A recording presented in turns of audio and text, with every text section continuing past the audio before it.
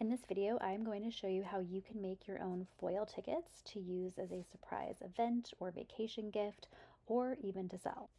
And don't forget to grab my free file below that has all of the outlines of these tickets in SVG and PNG form that you can put into your own design program. I added all the text and design on these tickets in Adobe Illustrator, and then I printed them on a laser printer. I'm going to use setting 4 on my Minc machine because I printed these on a thick cardstock, and then I'm using textile foil or toner reactive foil in gold, the stars gold, which is really pretty. I'm also using a silver, and then a foil that I already have cut in orange. I'm cutting on my self-healing mat, and then I'm using a rotary blade. I make a lot of foil tickets to sell, and so I always cut in a way where the excess can be used to foil more tickets. So that is why I'm cutting with these big chunks of rectangles.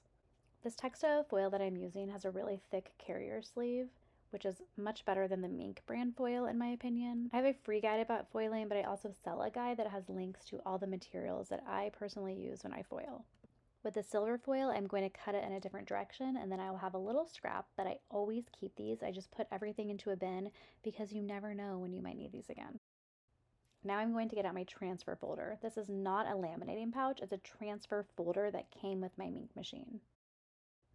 I have the large Minc, it's a 12-inch size. I don't have the 6-inch, and I'm able to foil 2 of these tickets at a time.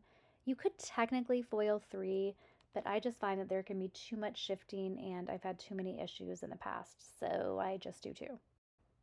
So I put the design face up, and then I put the foil face up over the design.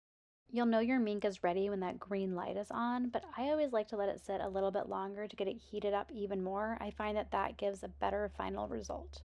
And you can usually tell when your piece comes out if it is a good foil or not. When it's nice and flat and smooth like this typically means that it's going to look very good.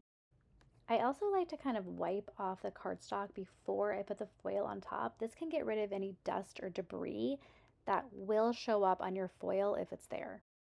I sometimes let everything sit and cool for just a couple of seconds, and then when I peel, I try to peel pretty slowly. I find that this gives the best results. And this is the best part, the reveal. It's so fun to see the shine. These all turned out pretty good.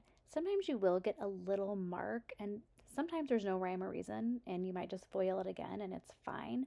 Sometimes that's from dust or debris. There's a little black mark at the top of this ticket right there, and that just happens sometimes.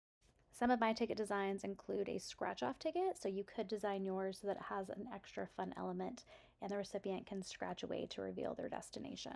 And then if you want to grab my free SVG and PNG ticket outlines below, these will work perfectly with a number 9 slimline envelope. Keep in mind those are just the outlines. I added all of the design in Adobe Illustrator, but you could also do that in a program like Canva. I hope this helps you. Let me know if you have any questions about the foiling process. Check out my free guide below, and happy foiling!